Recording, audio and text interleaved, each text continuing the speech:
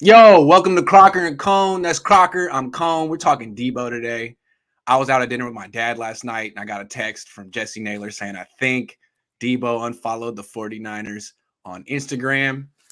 I don't know, man. Did he ever follow him? It's weird, but it's like the third or fourth weird thing that's happened this offseason. I don't pay close enough attention to who the Yeah, players really, right? follow. I Exactly. think back to my time, with the New York Jets. I don't think I ever followed them. So now I went That's fair. Deebo Samuel. I Yeah. was just a random dude, but I don't even know if it crossed my mind to be like, oh, I got to follow the team that pays me. Yeah. Okay, fair enough. Well, it's starting to seem like things are getting a little strange. And I don't know anything specific, but it seems like they might be far apart. And it just seems like, how could they not be? Like, this comes out the same day that Stephon Diggs signs his big extension. I'm guessing that Deebo Samuel thinks he should be a top 3, 4 paid wide receiver in the league. And he could argue that, I mean, he's just all pro. And I'm thinking the Niners set aside a budget for what they thought it was going to take to keep Deebo. And I think that price, it keeps going up and up and up. And I'm not sure that they're really anticipated this happening, like the wide receiver market exploding. And I'm not sure that they're really that eager. When I say they, I mean Parag, to just sort of change their budget on the fly and react to the market. What do you think? If I'm the 49ers and maybe even Debo's agent, I don't even tell him, hey, don't pay attention to Tyreek Hill, don't pay attention to Stephon Diggs, don't pay attention to Devontae Adams. Pay attention to what the guys in your class are going to get. So the Terry McLaurin's, the DK Metcalf, the AJ Brown, like whatever these guys are getting, like that's cool. But we're going to focus on these guys. Now, the only issue, and if I'm Deebo Samuel, I want every single dollar Yes. I can get. Yeah. And there's something that's interesting that I looked into. One, you kind of got to look at the age of some of these guys as well. I remember a couple years ago, Juju Smith-Schuster, when he re-signed with the Steelers, he was like 23 years old. Mm-hmm. Well, Deebo, by the time his new contract will kick in, he'll already be 27, going on 28. By the time it's the playoffs of the following year, when he is playing on the first year of that contract, he'll be 28 years old. Yeah. So a 4-year contract or something like that, that's going to put him close to 31, 32 years old when that money runs out. And is he going to be able to re-up? So for him, I think it's important to get every single dollar, squeeze every penny out of this deal that you can. So again, I say don't look at those guys. Look at DK and AJ Brown. But if I'm him, I'm like, nah, man, I want Stephon Diggs money or more. Right. And he might want, like, I just want a 3 or 4 year extension. I don't want a 6-year extension. I want to hit the market again before I'm 30. Maybe he's thinking that. So yeah, I mean, I just feel like this is very similar to the DeForest Buckner situation, where they said Buckner was going to be on the 49ers for a very long time.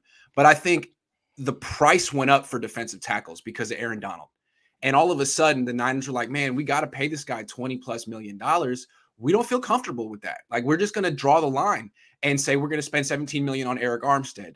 To me, they could use the same logic here. Like, look, we love Deebo Samuel, but we never intended to spend $30 million a year on a wide receiver. Just because the market's going crazy doesn't mean we got to do that. So if he's worth 2 firsts and a second or 1 first and 2 seconds, then maybe we'll consider it. I think it's a mistake. I think you should feel like it's a privilege to have a player like Deebo Samuel on your team. He's your best player. And if that's what it costs to have a great wide receiver, I mean, so be it. But I don't know. I don't know if the Niners do business that way. They don't really react on the fly. They sort of set a budget and stick to it. Hopefully they do value him that way, because without him, I don't want to say the offense is nothing, but it's not the same, And what I mean by that is, if you look at any time they got in a pinch or they needed a play, they needed something to happen, like who'd they go to? And it wasn't like like they're doing any type of fancy scheme or anything like that. It was just get the ball in Deebo Samuel's hands. And he made it happen. He scored a touchdown in the NFC Championship game. I mean, the ball traveled maybe 5 yards in the air laterally, not even downfield. And he took it, broke tackles, ran off for a touchdown. He has that type of impact on the game to where he's just the ultimate playmaker, and you only have to scheme things open for him. So I think that it's almost invaluable the way and what he means to this offense. And without him, and I know, you can look at it, well, I get a couple first-round picks potentially or whatever you get, and none of that is worth it, the impact that he gives you on a week-in, week-out basis. How many games would the Niners have won last season if Deebo Samuel wasn't on the team at all? It would be less. It would be less, A lot especially less. when you consider what he did. I mean, go back to the Cincinnati game, and that was a very weird game. But I remember there was one play where he was like in the backfield or whatever, and they just handed the ball off, and he just went around the edge, and next thing you know, he's running in 35 yards for a touchdown. He does those type of things consistently to where it really changes the dynamic of a game, in a game where really the offense, without him being a primary pass catch target, was kind of struggling to move the ball. Like that was the 49ers were gifted that game. The Bengals muffed multiple punts and that set up the 49ers in scoring position, and still the offense wasn't really doing anything with the rock. It took Deebo Samuel doing some really good things to kind of really put it over the top. And that was the case in a lot of games this season. The offense is just so methodical without him. I mean, Kittle's not as explosive as he was 3-4 years ago. Ayuk isn't explosive like Deebo. Without Deebo, the Niners are going like 4 or 5 yards at a time, and Jimmy's just too mistake prone to pull that off throughout an entire game. They need a guy like Deebo. I mean, every team needs a guy like Deebo.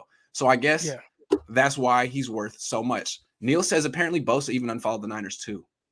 Maybe that's what agents are telling players to do, and to go like, look, man, you're a free agent right now. Or I don't know. We got to confirm that one. Jesse? Cap or Jimmy? Bosa doesn't even seem like someone that's even on social media like that. Yeah. I think we saw the old tweet, so clearly. Yeah, that's what I was going to say, maybe. But suck. But seriously, as of now, like he doesn't take me as someone that's like scrolling through Twitter too much. He almost seems like he's in like his own world. Like there's the world everyone else lives in, and then there's like a world that like the Bosas live in, and it's different than our reality. Yeah, I agree. I would actually almost like to watch that reality show on E, like the Kardashians, just because I feel like they would have it would be like no dialogue. They'd be like, "What's up, bro? Oh, not much, just working out. Oh yeah, that's pretty cool, bro." All right, sorry. Cap or Jimmy? I'll take Cap. On this team, backing up Trey Lance.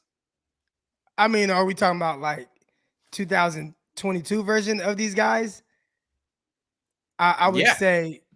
I mean, I don't know. I don't even know what Cap is at this moment. Yeah, it's been so long. So, Double B Studio says, could this actually be a Jimmy campaign by the players?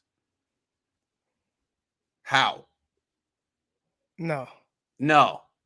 I hope not. Business 101. Don't trade all pro first team players. It's money. It's about money. Like it's not football. The one thing I've noticed with football, like when I got to the NFL, like it's a business. Yes. It's like the ultimate business.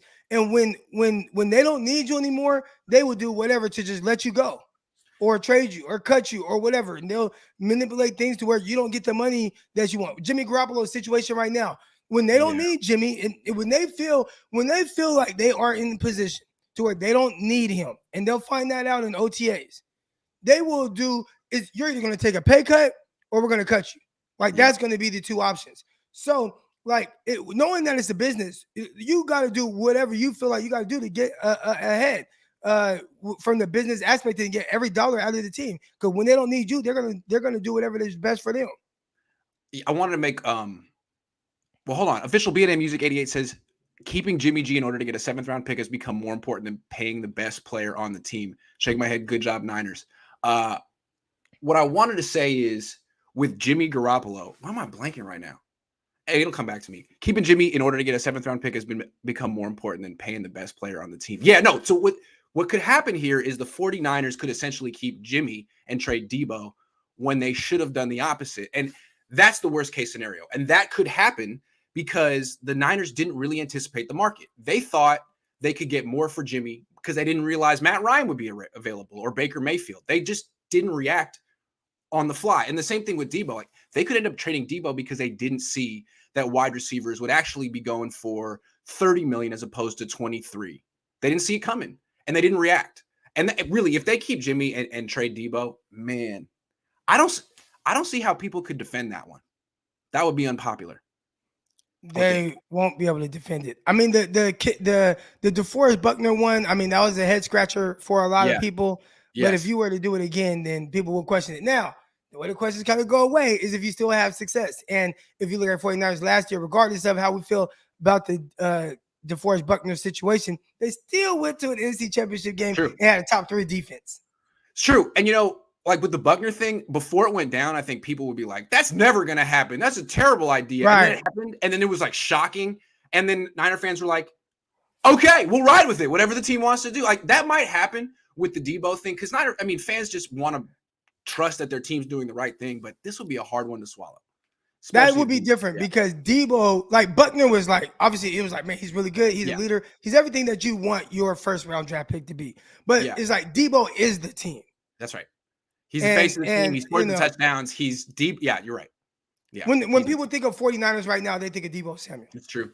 He's the most important non-quarterback on any team in the league. Like he's their MVP. I really believe that. Much more important than either Trey Lance or Jimmy Garoppolo, which is why I can't get over the fact that the Niners think that next year is their best opportunity because they have to wait for Lance to get ready. Like, no, Deebo's ready now. Anyway, AmTodd99 says, LOL Crocker, you're not alone. Who the fuck follows the Jets? They'd have to give a 10K bonus for players to follow their page. That's hilarious. All right, moving on. Still Deebo. It's only Deebo all day today. Why the 49ers might consider trading Deebo Samuel. I mean, there's the fact that he's very expensive. I have a bonus topic, though. It'd be to get some capital back for trading Trey Lance. If you get 2 firsts and a second back for Deebo Samuel, all of a sudden you didn't trade so much for Trey Lance. That's just but there's other reasons too. What do you think? Yeah, and you talk about not trading much for Trey Lance. One of those picks is 29th overall pick, Yeah, so that's true. That's true. not nearly as bad. If you do trade Deebo,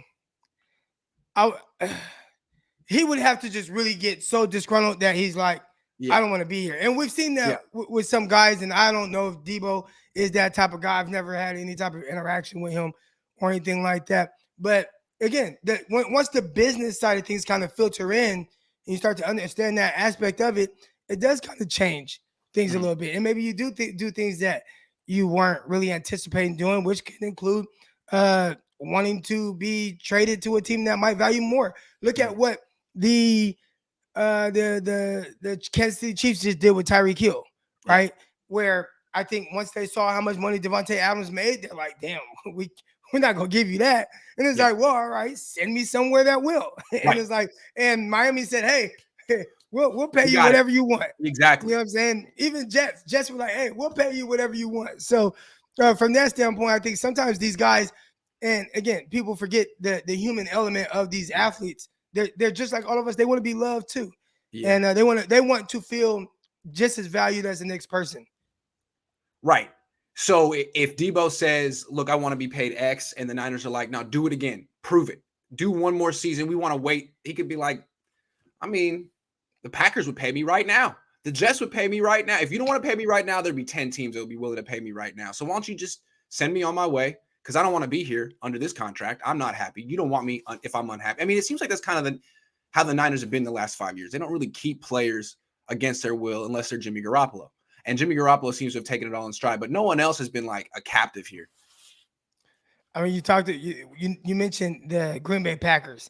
And I know even if I'm Deebo Samuel, I'd be like, I mean, it probably sucked playing there in January, but oh well, get to play with Aaron Rodgers, and you know you're going to compete for a championship. Maybe you don't know how he feels about Trey Lance or that whole situation with God. And it's like, hey, send me somewhere that I know there's stability at the quarterback position, and there's going to be a chance to win. So I don't want to push Deebo over to Green Bay. I don't even know if the 49ers would make that trade unless Green Bay. Well, they got multiple first round picks, so maybe they would.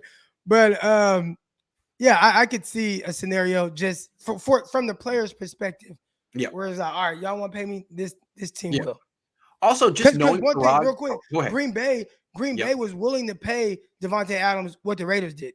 Adams just wanted out. That's right. So. That's right. What was I gonna say? I keep forgetting what I was gonna say. Anyway, oh well. Why the Niners might consider trading Deebo Samuel? Because they here's the thing. Parag, I don't think would be willing to do this. Like Parag could get around. Like I'll make someone the highest paid tight end. That's not that much money. I'll make someone the highest paid fullback. That's not that much money. But $30 million on a wide receiver who plays running back half the time. He didn't want to pay Trent Williams, Eric. He was like, nah. And Kyle had to call up Parag and be like, what? So I could see this one going a similar direction where Kyle would have to call up Parag and be like, we have to change the way we do business. And I don't know if Kyle's going to do that for Deebo, because from Kyle's perspective, his scheme trumps everything. His scheme doesn't help at left tackle. He needs a great left tackle, but he probably feels he's largely responsible for Deebo's success, even though that's quite an arrogant way to look at it. But I'd say if there is one player, if there's one player where he will kind of swallow his pride about his scheme, it's for Deebo Samuel. I feel like they have like this certain kind of like legit relationship. And for Kyle Shanahan, it seems like he's kind of an acquired taste where some people probably really love him that play for him, and other people are like, God damn, I can't stand this dude. Well, Deebo is one of the guys that loves him, and I feel like he genuinely loves Deebo Samuel as well. So I could 100% see Kyle going to bat for Deebo Samuel and make sure that whatever they got to do to get that done, it gets done. That may be what's required. Leo says Deebo isn't taking less than $28 million. He could easily make the case that if he had a better quarterback play the last 3 years, he'd have at least 2 1K yard seasons. Christian Watson, another corner, would have more value. That's a lot of pressure to put on Christian Watson. It's tough for offensive players to come in, especially wide receivers, and make a big impact right away. You got to learn a huge playbook. I feel like it's easier for defensive players to make an impact right away. Am I wrong on that? What do you think? Maybe off the edge. Cornerback is hard. Cornerback is hard, man. Because I mean, it's easy, but it's hard. I played corner because playing offense, you got to learn all these different plays and all the different alignments and formations and shifts and all that type of stuff. Cornerback, for the most part of my life, it was cover 1, cover 2, cover 3. Yeah. And then I get to the NFL, and it was way different. You got to count how many guys are inside the hash, outside the numbers, all that. Yeah. If a guy motions over, how does it change? You got all these different like 4 different ways to run something that looks very similar, but then you have to know at the snap of a dime, depend on the motion, and that can change your whole responsibility. So it started getting a little bit more difficult at the NFL level.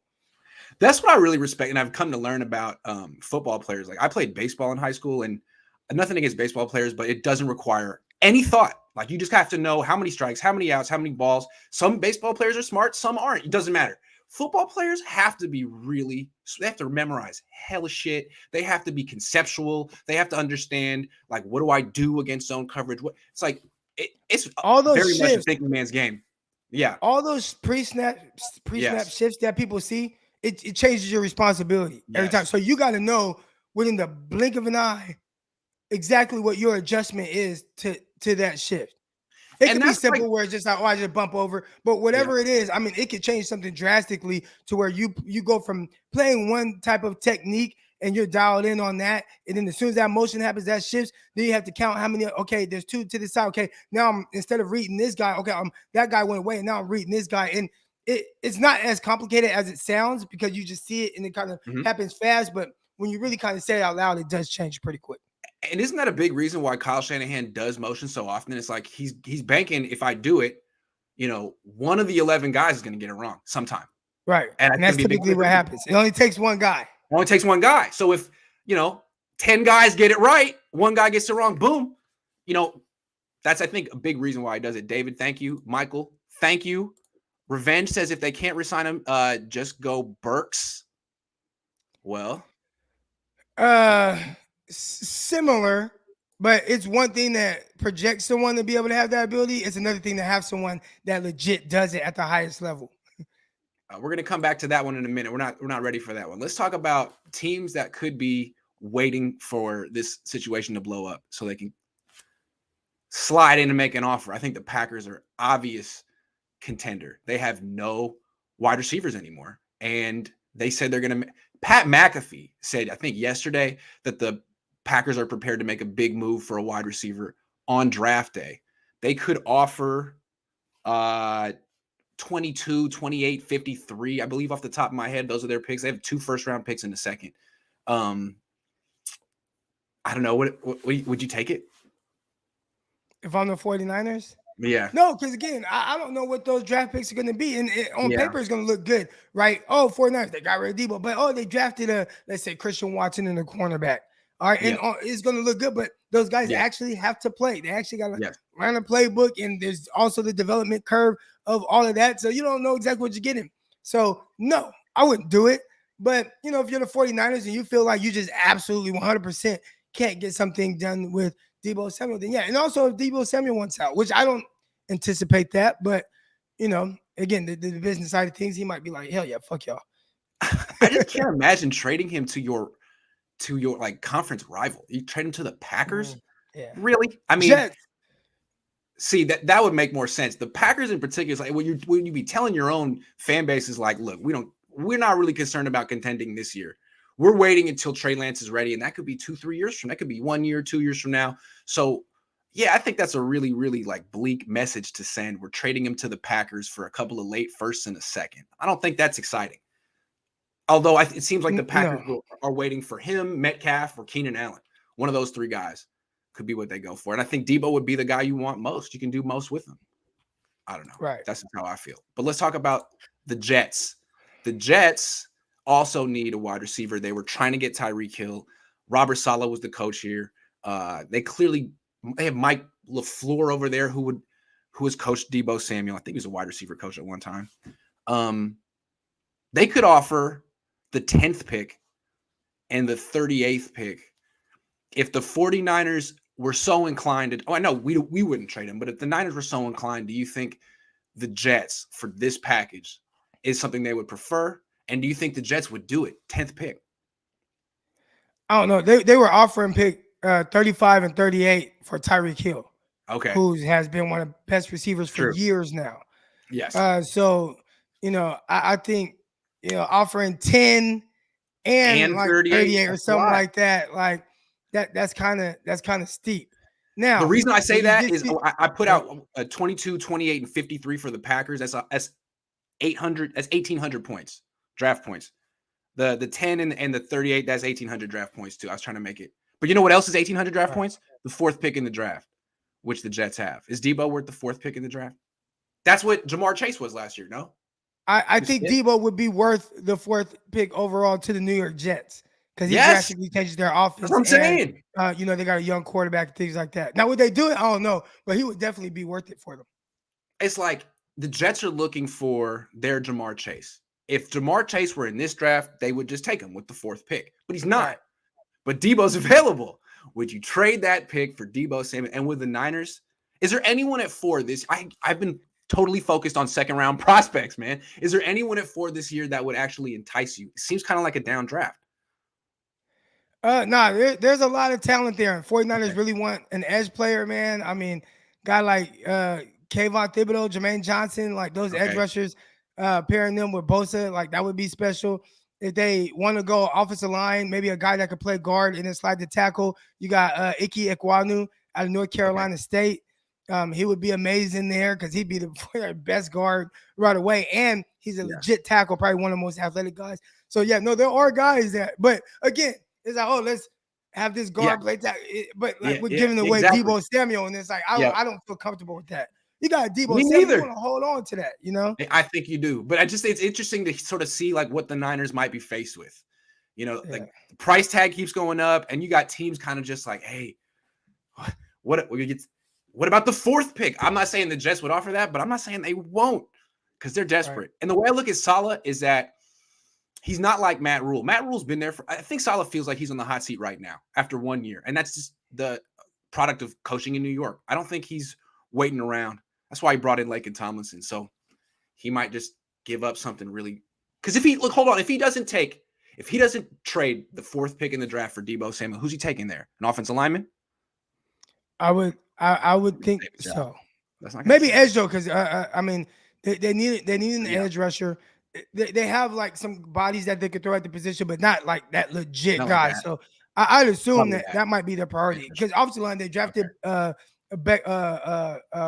Bector or whatever his name is, Becton. There we go. They drafted Becton a couple years ago, top 5. They also drafted, I believe it was last year, they drafted Vera Tucker, the guard out of USC. No doubt. So they have, kind of thrown resources there, but edge, they really need that. Interviewer Pablo says pick 4 and 10 from the Jets for Deebo, draft Sauce Gardner 4, Treylon Burks at 10. That might be hard to say no, but I don't think the Jets are offering 4 and 10. That's a lot. No way. I don't think so. Way. E-Man says 35 and 38 for Tyreek Hill. Exactly. Right. E-Man says, I look for BA to take a huge step forward next season. Check down Jimmy is leaving and Deebo production is about to take a huge hit. He knows it's in his best interest to get paid now. That's an interesting. I hadn't thought of that. I don't really see that though. I mean, Trey Lance isn't gonna not throw to Deebo Samuel. He's gonna throw. The person whose production is gonna take a hit is the tight end. I'm just saying, the tight end I've been trying to trade. I can't believe they're gonna trade Deebo. It's not gonna trade Deebo. I will say this, and maybe Kittle's production takes a hit, but the sooner Trey Lance can get on the same page with Kittle and learn to kind of get the ball out of his hands to Kittle right now, the easier it's going to be in his development. Yeah, and but Deebo's usage might not take a hit. I looked at the game against the Seattle team. Actually, in every game, I think Deebo had more targets than Ayuk when Lance was playing. So. Yeah, I think Ayuk might have had one more than Deebo against Houston, but it was close. And Kittle didn't get a lot, but he did have that one up the seam at the end of the Houston game. So, but he needs to learn how to hit Kittle in that intermediate area. Once he gets that, I get it. Yeah. Trey Lance's eyes are very aggressive. He's definitely looking downfield. That's why sometimes he tends to hold on to the ball a little bit longer. Yes. But once he gets that aspect of his game, which I think you saw it, you made note of it in rookie mini camp, where you're like, man, he's doing all these checkdowns. Maybe that's part of what they're trying to do. But once he kind of gets that, and then obviously had the big ball, then you start looking at him in a different light, special player. Michael McCullough says, look who was throwing Deebo the ball. If Deebo had a decent quarterback that could throw outside the numbers, Lance Deebo are going to make beautiful music together. He's still under contract for this year. Yeah, that's how I see it. Like, Deebo is not just a yak guy. I think when Lance plays, he catches deep balls. I think you can actually use him as a deep threat. He doesn't have to be just a running back. His game should expand. His numbers should get better with Lance. Yes. Unless he drops his passing. Here's the tough thing is Deebo doesn't really get a ton of separation. So you got to be a little bit more accurate downfield. You talked about him going to Green Bay. That wouldn't be an issue because Aaron Rodgers puts the ball and he has like the best ball placement ever. Trey Lance, it might be in the area to where you can make a play on the ball, but you're not exactly sure where it's going to be. And is he that big wide catch radius guy? He made plays downfield at South Carolina. Maybe he could be not a wide catch radius guy. No, I don't know if that's going to be his game on a consistent basis. Good point. That's a good point. Double B Studio says, love it when you guys are together. 5 Flame Show right here. Thank you. Also, if Deebo gets traded, could they really replace his value? No. That's why I think it's so hard. Like, he's multiple players. He's your explosive running back. He's your explosiveness on offense. The only other person who might provide it is Lance, although I really haven't seen that from him as a runner yet. The explosiveness. Think about it like this too. In NFC Championship game, I think it was like the last 2 drives, 49ers had 6 plays and they had like a total of 3 yards or -3 yards, whatever it was. Who didn't get the ball? Deebo Samuel. You know what I'm saying? Like, but if you get him the ball, then you have a much better chance of having a positive outcome. And not just in the passing game, running game, but also special teams against the Packers. What they do? Hey, man, we're struggling right now. Let's put Deebo Samuel at kickoff return. He had like a 50-yard kickoff return. So, that's right. That's right. David Sanchez says trade Deebo Samuel for the 4th pick, trade back 4 times for 10 seconds. I like that. That's creative, man. See, Robert had something interesting. I want to stick with this for a second. He says, Niners can buy a lot for $28 million. Got to think about the opportunity cost. If Deebo demands a contract, we should consider a trade. Deebo's trade value is at its peak right now. Buy low, sell high. See, here's the thing. Hold on. You could buy a lot for $28 million. Yeah. You know what the best, easiest way to get $28 million in cap space for the Niners? Cut Jimmy. Move Jimmy. That's it. If the Niners really end up moving Deebo instead of Jimmy, God, I don't want to say it's a fireable offense because this team has done a lot of good stuff, but wow, what a mess up that would be. Wow. But also it talks about you could do a lot with $28 million. And I don't foresee him getting $28 million anywhere around 23, 24, whatever that is. But Deebo is a lot for $28 million, right? Like he's a running back. He's a receiver. He's a kickoff returner when need be. And he is down there 4-down player at all 3 of those. So it's like, I get it, but he covers all your bases, everything you need. It's true, pretty much.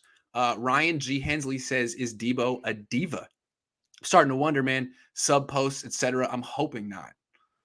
I don't know him well enough. And every time I think he's doing diva stuff, he's like, it's not about football. It's not about football. Like, all right, man. All right, man. Yeah. We'll see. He's a little younger than me. I mean, I'm 34 years old, so he's Yeah. like what, 7 years, Yeah. 8 years younger than me. This generation is a little different with Yeah. the lyrics and all that stuff. So I don't know if it's being a diva or if it's just being a younger generation guy. Yeah. I don't know. I guess we'll find out. All right. What would the 49ers do after let's project a future where the Niners do trade Deebo Samuel in the next All right. couple of weeks for a bunch of picks this year. What happens next? What do they do? Who I mean, you better do whatever you can. To me, and I've made this clear, it's all about your young quarterback and Yeah. doing whatever to prepare him, to get him ready, and surrounding him with as many weapons as possible. I do think it starts up front though, so making sure that whatever you do, you solidify that offensive line. But also, you definitely have to you need a receiver then. Mhm. And it has to be somebody with explosive ability. Now, they don't have to be the same explosive ability as Deebo Samuel in Deebo. the sense of being a slant god, but if it's a Right. guy that can like win downfield right now, to kind of stretch the field and open things up for your quarterback, but you're gonna need somebody like that. The tough thing is a lot of that still is projection, where Deebo Samuel is the He's guarantee. all pro. And Yes. So, but yeah, again, like let's say this happens and the Niners decide they're just not spending 30 million or whatever on Deebo Samuel and they're going to trade and they get a late second. Let's say they get a late first. They have a late first this year, somewhere in the 20s. Which wide receiver you think would be their first choice if they had to get one to I replace don't know about them. Deebo? I know who would be mine, man. It'd be Christian Watson out North Dakota State. Wow. I got my receiver rankings coming out, and he's my Okay. wide receiver too. They should be Okay. coming out today. I Okay. think the biggest knock on him is that he played at the FCS level, but if you look at just who he is, and comparing that type of player to previous draft classes, I mean 6'4", 210 pounds. He's a fluid runner. He's Yeah. extremely explosive. He plays as fast as his 4.36 40-yard dash time. He's a contested catch guy. He consistently runs by DBs. I was wondering what it would look like when at the Senior Bowl. I watched him closely all week at the Senior Bowl. I mean, he was the best receiver there. So, I mean, that to me, if he went to a Power 5, this wouldn't even be a discussion. So, I yeah, if can't he's remember there a late first 6'4", round, 210 wide receiver running that well after the catch, like being used on special teams. It's really right? impressive. I mean, Yeah. he ran back, kickoff return. They Yeah. used him on end of rounds. He did a lot Yeah. of those things. So yeah, I mean that's a guy I would 100% look to get. So if this trade were to go down, and the Niners were to get 3 picks this year, all of them above 61 right now, you could see them taking a wide receiver, a couple offensive linemen. I mean, as much to help because you're taking away the best offensive player from your team. You probably would need to replace him with multiple Since players. Terrell Owens. Yeah, and it's like I wonder also if they were to get, let's say they take the Green Bay Packers offer. Let's say they trade with the Packers and get 22, 28, and 53. They could take an offensive lineman, a wide receiver, and a running back. Not that anyone really likes the idea of drafting another running back that high, but I mean, is Elijah Mitchell really a starter? I think he's a starter, but I definitely would pair somebody with him. I think Yeah, maybe early day 3 you can get a guy like Pierre Strong. I really there you like go. him Okay. and what it brings. Another guy, South Dakota. So I mean, he's another FCS guy, but a lot of what he put on film, I mean that guy could play. So that's somebody I would look to. Leo says Buckner for 13, traded back to 14, and use those assets to trade up for Kinlaw. And then to Ayuk, and then use the additional cap to re-sign Jimmy Ward. It wasn't just Buckner for 13. I love how people still say this. So, okay, like again, people were okay with trading Buckner after it happened. If the Niners trade Deebo, I think you'd be surprised how quickly fans would be like okay with it, even though right now they think it'd be the worst thing ever. It's part of being a fan. Can't be too Well, critical. yeah. Well, a lot of people are excited about the unknown Yes, sometimes. pretty So I much. think, it's like, Yeah. oh, we got the 14th pick. Rifle One says, why hasn't this been reported anywhere else? They were all over Kyler unfollowing Arizona. I think there's a little bit of a dispute whether he ever followed the Niners in the first place. And I don't know how you would even find that out. Like, how do you find out if he ever followed the 49ers? That's the tough one. I haven't written about it either because I don't know. I'm pretty sure there's some fans thirsty enough to have To looked figure it out. already and probably know. Yeah, they probably know. But now we're all waiting to see like if he changes his profile picture, because I think he still has his Niner jersey on the profile picture. Once it's a different profile picture, it's gonna be great. Oh, he's not wearing his jersey. We'll be right back here talking about exactly what are they going to get for him. Yeah, exactly. Robert says, I worry about Watson's lack of production, 43 receptions on an FCS team. If he's so good, why didn't he tear it up in the FCS? Run first offense. Like that wasn't their offense. It wasn't. They did. And, I heard their quarterback coach went on with my guy, Jesse Naylor. He went on Last Second Sports podcast. And he talked about that where it's like, look, we didn't ask Trey Lance to throw a whole lot. We didn't ask Christian Watson to have to catch a lot of passes, but that doesn't mean that they can't do it. Like those guys were, when they were asked to do, like, hey, when we need you to do this, they were elite at that level at doing it. Right. So again, you see the traits, you see the ability, and you see, okay, he could do these things. Well, I got to see firsthand at the Senior Bowl what it looks like when he is being utilized to that standpoint, and they couldn't guard him. They couldn't run with him. They couldn't, if it wasn't raining on day 2, he would have caught like 5 bombs on those guys vertically. And he still had to make some contested catches, but the balls were just underthrown. So I think people get so caught up in like the production of things. Again, if maybe he went to Ohio State, where they're going to throw the ball around along, like, do you think that a 6'4", 210-pound 4'3" receiver couldn't get off there? You know what I'm saying? So it's just. But what I'm hearing is like it's a function of the offense. Like North Dakota State is the best team in FCS, so they have a proven way of winning. They run the ball. They play like the Niners play, and they use like 3 running backs. Yeah, and they had Trey Lance when he was there. Like he ran 4,000 as well. Right. So that's how they play. But it's the same kind of thing happened to like Terry McLaurin. He was at a team that just had a way to win at Ohio State. They didn't feature him, but he was good. Just because he didn't tear it up in college doesn't mean he wasn't good. And it was hard to see. I mean, all he did was run a crosser all day. I didn't have Terry McLaurin high because just crosser. They didn't use him. Crosser, but he just run crossers, and same with, let's say, Jameson Williams out of Alabama. He's my wide receiver 1 in this class. I think he's the best receiver in this class. He was sitting behind Olave and Garrett Wilson at Ohio State. He had like 15 catches each year. Then goes, and to me, he's the best receiver in college football. Sometimes it's just about opportunity. Novin says Deebo, Shanny, and Lynch met for dinner last night in Florida. Oh, man, must have not went well if Deebo Samuel unfollowed the Niners. Great. I would hope that they would have dinner and work this out because he's really important. I'm just saying. And if they do sign Deebo to an extension, I'm taking credit. I made it happen, even though he blocked me. I was his agent on this one. I need 10%. Crocker, great answer on Watson. You convinced me. Boom. Absolutely. Yep. We had one more topic. It's why trading Deebo Samuel be a big mistake. I think we made that clear. I think we made it pretty clear that we're both against the Niners trading Deebo, and it